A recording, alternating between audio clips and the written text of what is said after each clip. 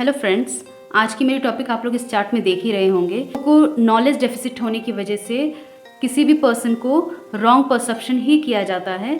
Some time वह correct होता है, लेकिन ज़्यादातर हम उसे रॉन्ग परसेप्शन लेते हैं कि वो किसी भी सेक्सुअल कॉन्टैक्ट की वजह से ही पेशेंट को हुआ होगा या किसी भी पर्सन को हुआ होगा।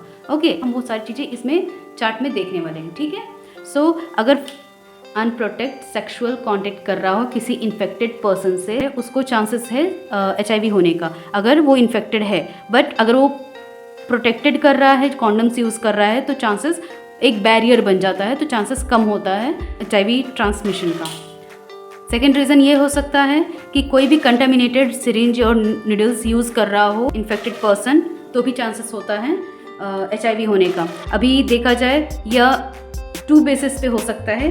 अगर ड्रग अब्यूज़ वाला पर्सन है तो चांसेस, कॉमन सी बात है, वो सैर सिरिंजेस यूज़ करते हैं, तो चांसेस है कि हो सकता है। एंड हॉस्पिटल्स में देखा जाए नाउअडेज तो ये चीज़ें नहीं हैं, बट स्टिल किसी किसी हॉस्पिटल में ये प्रैक्टिस की जाती है कि एक पेशेंट से दूसरे पेशेंट पे यूज़ किया जाता है syringes.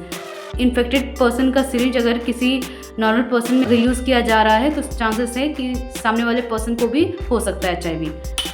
Blood transfusion of infected blood, अभी आप लोग इसमें ये भी देख रहे होंगे, मैं एक्चुअली एक्सप्लेन क्या करना चाह रहा हूँ। अगर बहुत सारे पेशेंट को अनीमिया होता है या किसी एक्सीडेंट में किसी पेशेंट का या किसी पर्सन का ब्लड लॉस हो जाता है, तो बोलते हैं, फैमिली मेम्बर्स भी बहुत सारे लोग कहते हैं कि ब्लड ट्रांसफ्यूशन कर, मेरा ब्लड ले लो, ट्रांसफ्यूशन कर दो डॉक्टर्स। और अदरवाइज कोई जाके ब्लड बैंक से ब्लड लेके आता है एंड सामने वाले पर्सन को ट्रांसफ्यूज होता है। बट ये भी एक रीज़न हो सकता है पेशेंट को इन्फेक्टेड होने का HIV से। अगर वो ब्लड बैंक से ब्लड लाया हुआ है, अगर वो सही तरीके से टेस्ट नहीं किया गया हो और डोनर का ब्लड डायरेक्ट उसको लेके और किसी नीडी पर्सन को चढ़ा दिया गया हो, तो कॉमन सी बात है कि पेशेंट को HIV हो सकता है क्योंकि सामने वाला पर्सन इन्फेक्टेड था। बट अगर कोई भी ऐसा पेशेंट है जिसको नॉर्मल है और उसका ब्लड किया जा रहा है, देन रिस्क कम है। And mother to her child during pregnancy, अगर कॉमन सी बात है, अगर मदर इन्फेक्टेड होगी HIV इन्फेक्शन से,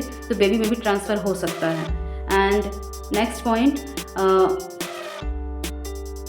अगर कोई भी शार्प इंस्ट्रूमेंट यूज़ किया जाए, बार्बर के शॉप पे हम जाते हैं, बहुत सारे लोग हेयर कटिंग्स कराते हैं, शेविंग्स कराते हैं, तो कॉमन सी बात है अगर वो स्टेराइल ना किया जाए तो चांसेस है जो सामने पर्सन गया है हेयर कटिंग के लिए, उसको भी चांसेस है ये इन्फेक्शन होने का।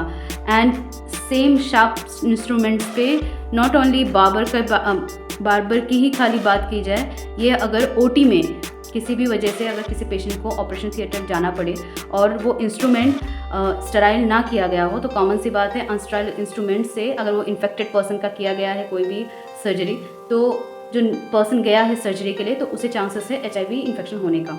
सो इन सब चीज़ों का भी हमें ध्यान रखना चाहिए। Thank you guys. Okay, bye bye.